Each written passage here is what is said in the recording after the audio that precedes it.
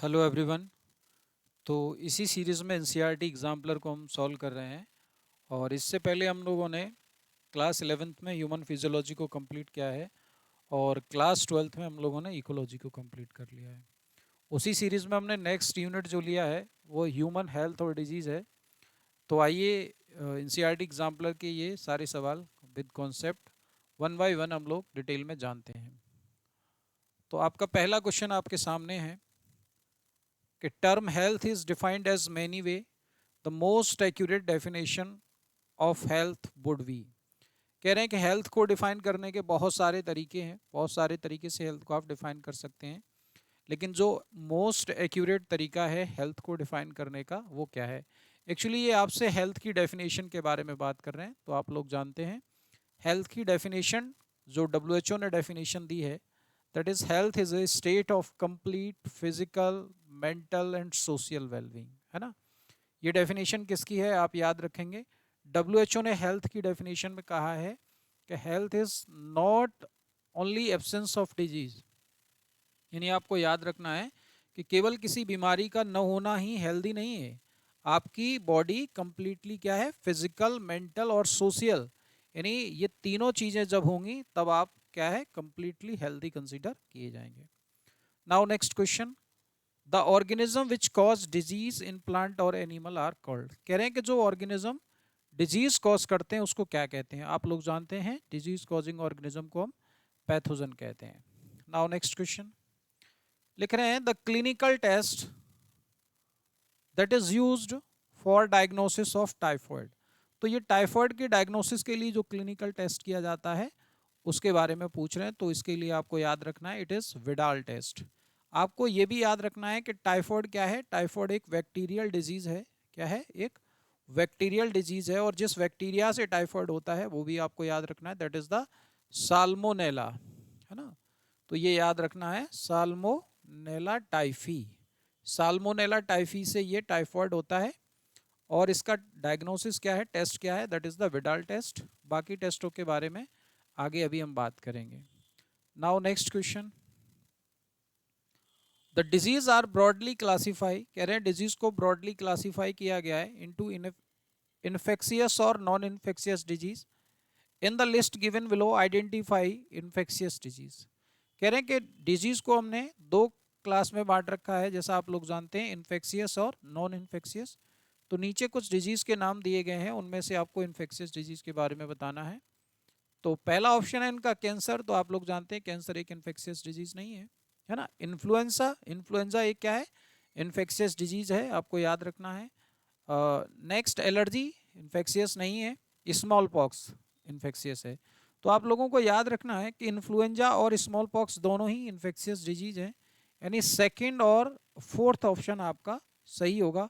और साथ में ये भी याद रखना है कि इन्फ्लुएंजा और स्मॉल पॉक्स दोनों ही कैसी डिजीज हैं, ये वायरल डिजीज हैं। ये भी बात आपको याद रखनी है। नाउ नेक्स्ट क्वेश्चन लिख रहे हैं the sporozoite that cause infection when a female anopheles mosquito bite a person are formed in।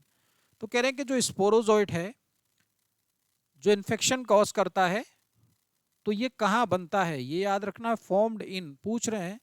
तो आप लोग जानते हैं कि स्पोरोजोइट कहाँ बनता है, it is formed in the gut of mosquito, है ना। ये कहाँ बनता है, गट ऑफ मॉस्क्यूटो, या आपको इसी की जगह ऑप्शन लिखा मिलेगा इंटेस्टीन ऑफ मॉस्क्यूटो। ये इंटेस्टीन ऑफ मॉस्क्यूटो या गट ऑफ मॉस्क्यूटो, दोनों में से कुछ भी ऑप्शन मिल सकता है, इंटेस्टीन ऑफ मॉस्क्यूटो। तो ये बात भी आपको याद रखनी है, ठीक है। Now next question,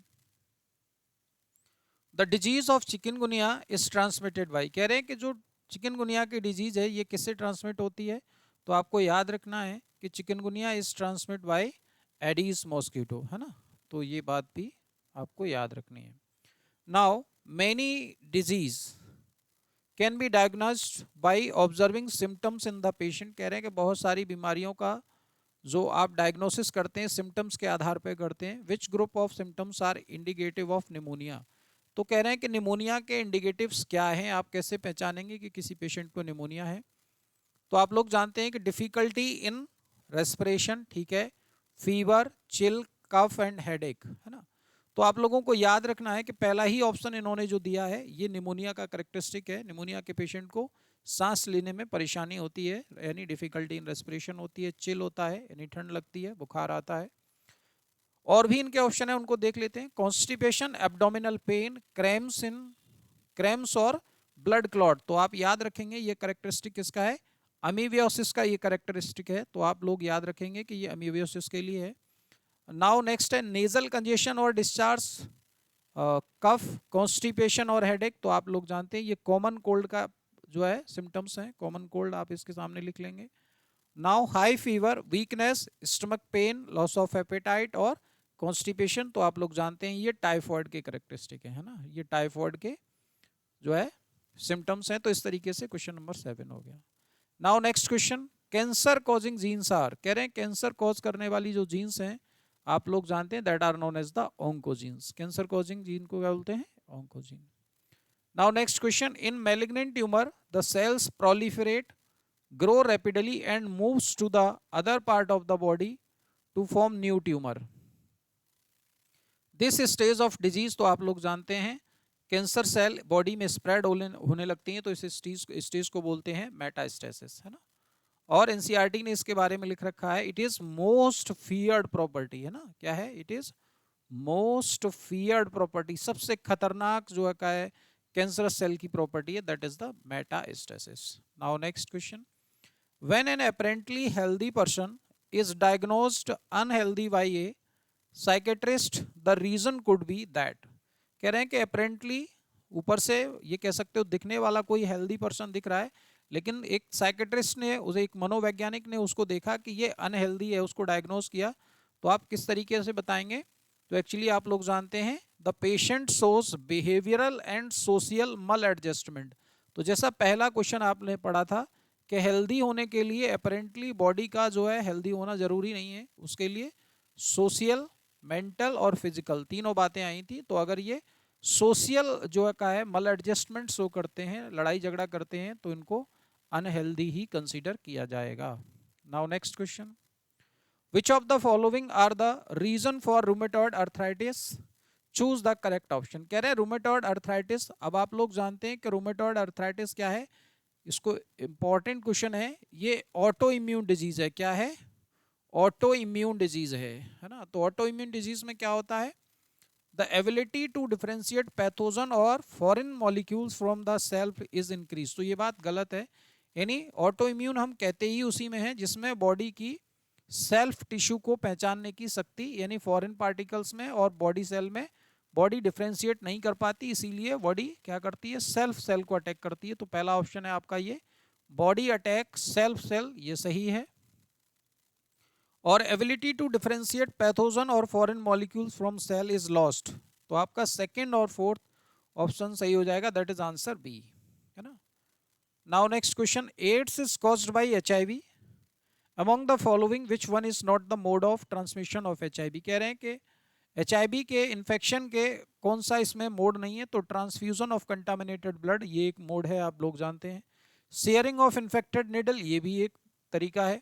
सेकिंग of hand, तो ये बात गलत है कि हैंड सेकिंग से इन्फेक्टेड पर्सन के साथ एचआईवी ट्रांसमिट नहीं होता। Sexual contact with infected person ये बिल्कुल सही है। यानी ओवरऑल आप कह सकते हैं कि जब बॉडी का फ्लूइड है ना, जब बॉडी फ्लूइड कांटेक्ट में आता है, आप लोग याद रखेंगे बॉडी फ्लूइड कांटेक्ट में आने से एचआईवी इन्फेक्शन के चांस रहते हैं। Now next question, next question है smack is a drug obtained from. तो आप लोग जानते हैं स्मैक, है ना, स्मैक ये कहाँ से होती है, लेटेक्स ऑफ पेपेवर सोमिनिफेरम, है ना, लेटेक्स ऑफ पेपेवर सोमिनिफेरम से ऑब्टेन्ड होती है। और ये भी याद रखेंगे कि स्मैक को कॉमनली क्या कहते हैं, इस कॉमन भाषा में स्मैक को हेरोइन भी बोलते हैं। क्या बोलते हैं, हेरोइन। और ये हेरोइन कहाँ से ऑब्टेन्ड होती है, आप इस चीज़ को याद रखेंगे, हेरोइन ये एसिटाइलेशन ऑफ मॉर्फिन से ऑब्टेन्ड होती है। ये बातें याद रखनी है ना, एसिटाइलेशन ऑफ मॉर्फिन, मॉर्फिन के एसिटाइलेशन से आपको स्मैक या कॉमनली नोन एज जिसे आप हेरोइन कहते हो ये ऑब्टेन्ड होती है। नाउ नेक्स्ट क्वेश्चन, लिख रहे हैं substance produced by cell in viral infection that can protect other cell from further infection. कह रहे हैं एक वायरस इन्फेक्टेड सेल, जब कोई भी सेल वायरस इन्फेक्टेड होती है तो वो एक केमिकल या एक सब्सटेंस प्रोड्यूस करती है जिसे आप कहते हैं इंटरफेरॉन। क्या बोलते हैं उसको? इंटरफेरॉन, जो क्या करती है, पड़ोस की सेल को फर्दर इन्फेक्शन से प्रोटेक्ट करती है। Now next question, the transplantation of organ tissue organ to save certain patient from often fail due to rejection of such tissue organ by the patient. Which types of immune response is responsible for such rejection? ये actually आपसे पूछ रहे हैं कि जो आपकी body के अंदर ट्रांसप्लांटेशन है, यानी ग्राफ्ट रिजेक्शन जिसे हम कहते हैं, ये किससे होता है? तो आप लोग जानते हैं ग्राफ्ट रिजेक्शन के लिए जो इम्यूनिटी रेस्पॉन्सिबल है, that is the cell mediated immune response. Cell mediated immune response क्या करता है? ये ग्राफ्ट रिजेक्शन के लिए रेस्पॉन्सिबल है। तो आप लोगों को ये भी याद रखना है ना, ग्राफ्ट रिजेक्शन के लिए। Now next question, antibodies present in the colostrum which protect newborn from the certain disease is of. तो कह रहे हैं कि जो कोलोस्ट्रम है, आप जानेंगे, सबसे पहले आपको जान लेना है कि कोलोस्ट्रम क्या है। तो यानी कोलोस्ट्रम आफ्टर पार्चुरेशन के बाद, है ना, शुरुआत में यानी डिलीवरी के बाद जो लैक्टेशन होता है ना, इनिशियल लैक्टेशन जिसे आप कहते हैं, फ्यू डेज के लिए होता है। येलोइश कलर का फ्लूइड है ये, है ना, येलोइश फ्लूइड है, और ये रिच इन एंटीबॉडीज होता है। आप लोग याद रखेंगे IgA टाइप की एंटीबॉडीज होती है कोलोस्ट्रम में, और ये क्या करता है? ये बच्चे को इम्यूनिटी प्रोवाइड कराता है। अब आप एक चीज यहाँ मेंशन, एक नोट मेंशन कर सकते हैं कि not only in case of colostrum, body के जितने भी सेक्रीशन है ना, बॉडी सेक्रीशन में आप लोग याद रखेंगे कि बॉडी के ज्यादातर जो सेक्रीशन है उसमें एंटीबॉडीज जो पाई जाती है, दैट इज द IgA। जैसे कभी आपसे पूछ सकता है कि सलाइवा के अंदर, तो आप लोग जानते हैं सलाइवा बॉडी का सेक्रीशन है, इसमें भी IgA एंटीबॉडीज पाई जाती है ना। आपसे टीयर के अंदर पूछ सकता है ना, टीयर, तो टीयर भी IgA। ओवरऑल मैं आप लोगों को ये कॉन्सेप्ट देना चाहता हूँ कि बॉडी के जितने सेक्रीशन है उनमें ज्यादातर जो एंटीबॉडीज प्रेजेंट होती है, that is the IgA type की एंटीबॉडीज होती है। नाउ नेक्स्ट क्वेश्चन लिख रहे हैं, tobacco consumption is known to stimulate secretion of adrenaline and nor adrenaline, the component causing this could be. यानी टोबैको के अंदर आप लोग जानते हैं क्या होता है? निकोटीन होता है, जो एड्रेनलिन और नॉर एड्रेनलिन के सेक्रीशन को स्टिमुलेट कराता है। नाउ नेक्स्ट क्वेश्चन लिख रहे हैं, antivenom against the snake poison. तो एंटीवेनम जो दिया जाता है, आप लोग जानते हैं प्रीफॉर्म्ड एंटीबॉडीज होती हैं, और जितनी भी फैटल डिजीज हैं उनके केस में जो हम तैयार करते हैं वो प्रीफॉर्म एंटीबॉडीज ही तैयार करते हैं। Now next question, which of the following is not a lymphoid organ. कह रहे हैं इसमें से लिम्फॉइड ऑर्गन कौन सा नहीं है? तो आप लोग जानते हैं स्प्लीन एक लिम्फॉइड ऑर्गन है, टॉन्सिल लिम्फॉइड ऑर्गन है, पेनक्रियाज लिम्फॉइड ऑर्गन नहीं है, थाइमस एक लिम्फॉइड ऑर्गन है। तो आंसर आपका C हो जाएगा। Now next question, which of the following is a large size at the gland is large size at birth but reduce in size with aging। कह रहे हैं कि ऐसी कौन सी ग्लैंड है जो जन्म के समय तो बड़ी होती है, लार्ज साइज की होती है, लेकिन जैसे जैसे एज बढ़ती है इसका साइज रिड्यूस होता है। तो आप लोग जानते हैं दैट इज द थाइमस, है ना। तो थाइमस ग्लैंड जैसे जैसे एज बढ़ती है इसका साइज रिड्यूस होता चला जाता है, और यही कारण है कि जो एल्डरली पीपल होते हैं, है ना, एल्डरली जो पीपल होते हैं उनकी इम्यूनिटी क्या होती है? वीक हो जाती है ना, इम्यून सिस्टम उनका वीक हो जाता है, क्योंकि आपकी जो थाइमस है it is related to the immune system, और जैसे जैसे एजिंग होती है ये डीजनरेट होने लगती है। Now next question, hemozoin. तो हीमोजोइन क्या है? टॉक्सिन रिलीज फ्रॉम द, आप लोग जानते हैं प्लाज्मोडियम इन्फेक्टेड सेल से जो केमिकल्स रिलीज होता है, तो आप लोग याद रखेंगे toxins release from the plasmodium infected cell.